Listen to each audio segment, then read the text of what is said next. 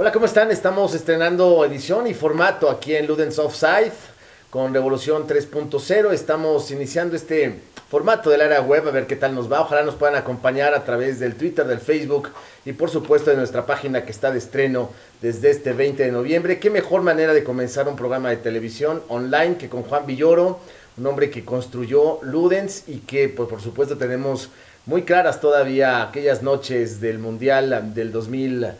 ¿Cómo estás, Juan? Qué Muy gusto saludarte. bien, felicidades por tu nuevo espacio, me da muchísimo gusto estar contigo como siempre. Pues estamos en la Resistencia. Qué ¿Cómo padre, ves? me parece magnífico. Es Muchas donde hay que gracias estar. por recibirnos en tu casa. Gracias. Juan, parece que estamos llegando al minuto 90 de un partido larguísimo, esta administración de Felipe Calderón. Si tuviéramos que hacer un símil con un partido de fútbol, ¿qué pensarías de esta administración? No, pues es un partido que parece totalmente perdido, ¿no? Ya la remontada se antoja imposible, aunque sobornáramos al árbitro y marcara 3 penaltis, ya no habría nada que resolver. Más bien, lo único que nos deja este partido es la necesidad de que comience otro completamente distinto. Muchos pendientes sobre la cancha, ¿no? En esta administración. Mira, y además promesas totalmente incumplidas, ¿no? Porque cuando tú te presentas como presidente del empleo y que vas a combatir el presunto caos que podría haber traído López Obrador, según la peculiar visión de Felipe Calderón, y a los 11 días de asumir el mando te dedicas a lanzar una guerra contra el narcotráfico, pues no solamente estás incumpliendo tus promesas de campaña, sino que estás traicionando las convicciones con las que tú llegaste a la presidencia y las de las personas que te apoyaron. Fue una guerra sin consenso, no hubo apoyos ni siquiera dentro del propio partido del presidente Calderón, fue una guerra gubernamental, presidencialista, unipersonal y bueno, el resultado es terrible, ¿no? 80,000 muertos, 30,000 desaparecidos, más los que se acumulen, ¿no? Entonces, en realidad estamos ante un escenario que en términos futbolísticos, pues tendría que ver ya no con el fútbol, sino con esas debacles que de pronto pasan, muertos en los estadios, tragedias de ese tipo, ¿no? La tragedia de Heysel en aquella final de lo que entonces era la Copa Europea de Clubes, ¿no? Entre el Juventus, ¿no? Y el Liverpool. Claro. Si tuviéramos que ludinizar la política, en este caso, como siempre lo hemos hecho, ¿qué tipo de futbolista sería Felipe Calderón? ¿Qué tipo de equipo sería el PAN? ¿Qué tipo de noche vivimos y en qué tipo de estadio jugamos estos 6 años, Juan? No, la verdad es que jugamos en un estadio sin garantías de seguridad y con propuestas muy arbitrarias, ¿no? En donde la multitud podía pensar que salía por un túnel y ese túnel estaba cerrado y ahí la multitud se iba a quedar asfixiada, como ha pasado en distintos estadios. En una ocasión pasó aquí, en el estadio de Ciudad Universitaria. Pero yo creo que lo más grave en el deporte es engañar en favor exclusivamente del resultado. O sea, esta idea de la estrategia para llegar a un fin sin pensar en la forma como se obtiene, en el fútbol ha tenido exponentes bastante célebres, pero creo que tristemente célebres. Por ejemplo, Osvaldo Zubeldía en Estudiantes de La Plata, ¿no? Que era un entrenador que si su equipo metía un gol, él ya quería que en ese momento se apagaran las luces del estadio y todo terminara, ¿no? Y yo creo que lo que hemos vivido en estos últimos 6 años a nivel de la política mexicana es algo semejante, es decir, es pensar exclusivamente en un resultado, sea cual sea el costo. El problema es que a diferencia de entrenadores resultadistas que obtuvieron un marcador favorable, aunque sea jugando muy mal, en esta administración el marcador no es favorable, es un rojo marcador de la sangre. El haya sido como haya sido puede ser de Mario Carrillo, ¿no? No, pues sí, desde luego, ¿no? A Mario Carrillo se le pueden atribuir cualquier clase de fantasías negativas. Oye, y en este ambiente, digamos, en el que México está, el próximo partido, ¿cómo lo ves? El próximo partido que tiene que enfrentar, digamos, la selección mexicana, que es México, o sea, el país completo después de lo que ha pasado en materia de elecciones y la llegada de los viejos jugadores de los viejos equipos. Parece como si el campeonísimo Guadalajara fuera llamado completo a la Sí, selección nacional. sí, eso, yo creo que la gente tenía una enorme nostalgia por el pasado, un pasado de orden, en donde existía una estabilidad, no de la mejor manera, porque el PRI durante 71 años confundió lo público y lo privado, favoreció la corrupción, fue un partido autoritario, de ahí la expresión de Mario Vargas Llosa de la dictadura perfecta, porque no parecía exactamente una dictadura, pero formalmente se mantenía siempre en el poder. Entonces eso equivalía a un hipódromo donde el mismo caballo ganaba todas las carreras.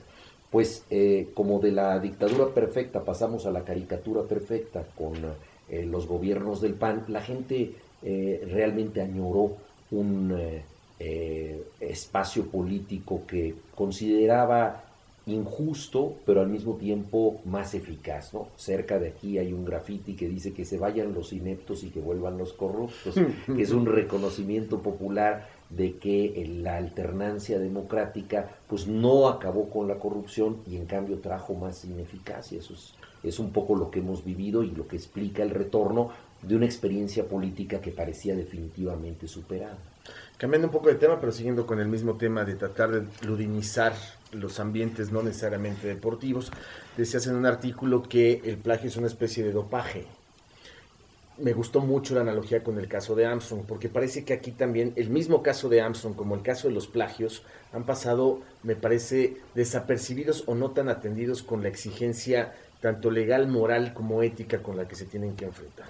Sí, yo creo que en todos los oficios nosotros tenemos que honrar ciertas reglas, ¿no? Por ejemplo, un médico que pasa por un caso de negligencia médica ante un paciente, pues es alguien indigno de su profesión, aunque después invente una cura contra una enfermedad, si tiene demandas justificadas de negligencia médica, pues ha ido en contra de su propio oficio. El dopaje es lo que significa en el fútbol o en cualquier deporte. El caso de Armstrong en el ciclismo, por la sencilla razón de que hay otros que no lo hacen. O sea, el dopaje implica adquirir energías que los demás no tienen. Ha habido acusaciones injustas, la de Pep Guardiola, por ejemplo, en Italia, que fue un montaje, o a mí me parece la de Diego Armando Maradona en el Mundial de Estados Unidos, porque dio positivo por efedrina, que es un medicamento para la gripe y que ciertamente abre las vías respiratorias, que está tipificado, pero que es ahí muy delgada la frontera y que obviamente no te ayuda ni a correr más, ni a chutar mejor. Entonces, parecía bastante encaminado eso a crucificar a un crítico muy fundamentado de la FIFA. Entonces, en ocasiones las acusaciones de dopaje son injustas, pero cuando están probadas, como el caso de Armstrong, pues yo creo que evidentemente deshonran a un atleta, ¿no? Y lo mismo ocurre en mi profesión, la literatura, con el tema del plagio, en el sentido de que si yo copio a otro, me apropio de energías ajenas, mientras otras personas no lo hacen. Todos tenemos influencias y a veces se nos olvida que leímos algo. Yo he cometido errores de repetir, por ejemplo, algo que yo ya había escrito, cosas que de pronto no tienes del todo el control del material, pero a fin de cuentas debes tratar de generar algo propio. Por eso me parece muy afortunada esa sentencia de Paul Valéry que dice: originalidad, cuestión de estómago. O sea, todos comemos algo ajeno, claro, pero el problema es cómo lo digerimos. O sea, cómo nos apropiamos de nuestras lecturas, de las cosas que necesitamos para alimentarnos, ¿no? Ya sea como atletas o como escritores. ¿Y por qué se fomenta o se respalda el plagio en el ambiente literario?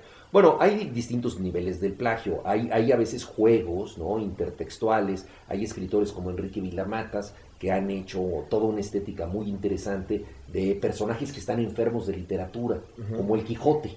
El Quijote no distingue las novelas de caballería de la realidad. Es alguien que está tan imbuido de lo que ha leído que sale al mundo y ve a una chica de dudosa reputación en unas ventas y cree que es una princesa en un palacio, ¿no? Ve un molino de viento y cree que es un gigante. O sea, transfigura la realidad a medida en que la confunde con sus lecturas. Entonces hay escritores como Vilamatas que, siguiendo ese ejemplo, ¿verdad?, postulan la posibilidad de que un escritor confunda la realidad con lo que ha leído y citan obras de otros autores, ¿no?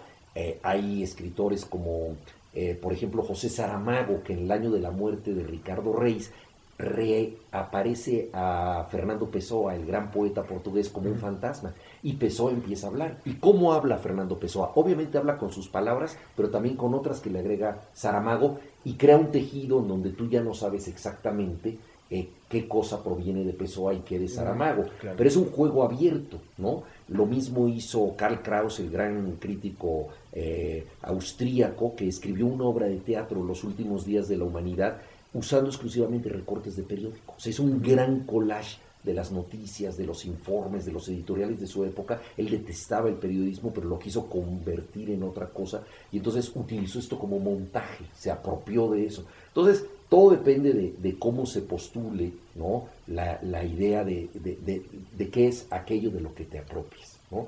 Pero obviamente en el caso de un simple robo, tratar de hacer que un texto ajeno pase por un texto propio, pues eso es un hurto.